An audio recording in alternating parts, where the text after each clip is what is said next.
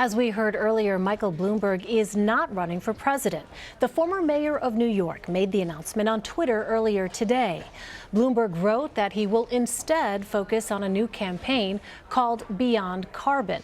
The initiative aims to move the U.S. away from oil and gas and toward a 100% clean energy economy. Joining me now from Washington, Lynda Tran and Ed O'Keefe. Lynda is a Democratic strategist and a founding partner at 270 Strategies. Ed is our CBS News political correspondent. Welcome to you both. Ed, first to you. What has been the reaction to Bloomberg's announcement? I think there's some relief among some Democrats and some concern among others. But it was never entirely clear who exactly would be a Mike Bloomberg Democratic primary voter. Yeah. And I think that's part of it'll be interesting to see here in the next few days sort of what the reaction is outside of the sort of media, business, professional, political circles, whether any base voter is really upset about the fact that he's decided yet again for the third time not to run for president. There will be some Democratic leaders who will thank him for continuing his activism. The fact that he's going to focus on climate change, gun control, education policy, all issues that are important to Democrats generally.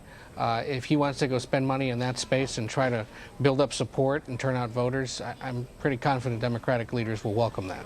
Well, Lynda, two prominent billionaires, Bloomberg and Tom Steyer, both now say they won't run in the Democratic primary. So how does the absence of a billionaire change the field? Does it?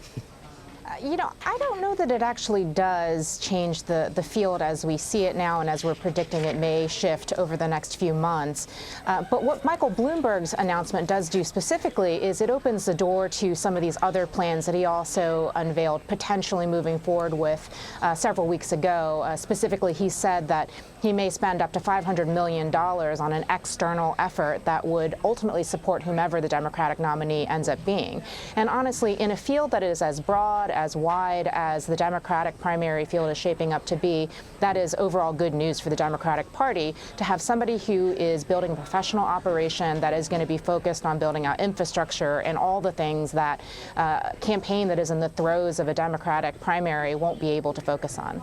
Well, Lynda, back to a point that Ed was making a moment ago, does Bloomberg's decision to not seek the nomination signal that he thinks his views just aren't what voters are looking for? I think he was pretty clear in the post that he made for Bloomberg's editorial page that he had done a lot of analysis about what the path was. He was, somebody who has always made his own path, but that he did think that he was more suited towards a general electorate than a primary electorate. He also issued a warning, as we know, that he hopes that the Democratic primary process doesn't end up pulling the party overall towards the left. I think that's a bit of a not so veiled attack on some of the folks that are already in the field that are talking about Medicare for all and some of these other things that Bloomberg himself has been skeptical about. So, yeah, Ed, Bloomberg pitched himself as more of a moderate. Does this decision affect Joe Biden, another more moderate potential candidate, as he nears a decision on running? Yeah, we never had a reason to believe, we haven't had a reason to believe that Bloomberg being in or out was a factor for Biden. Biden being in is a factor for some of those that have not gotten in and have now opted not to get in, including Bloomberg. So we'll see. And I think this is a signal amid increasingly growing signals that Biden is getting closer to making an announcement. The understanding we have is that it wouldn't be in the first quarter, so it would probably have to be at some point in April. But, I just think you continue to look at Bloomberg, who has studied this now over 3 cycles and opted yet again not to do it. This is a guy who takes research and data very seriously, obviously has made a name for himself on those two things. And so undoubtedly he has researched and figured out his viability, the viability of people like him, and he's just realized that his money and time is better spent doing this. And I think that could be a potential warning sign to somebody like Howard Schultz, who of course is pursuing this as an independent. It's clearly what factored into Tom Steyer's decision not to run as a wealthy Democrat as well.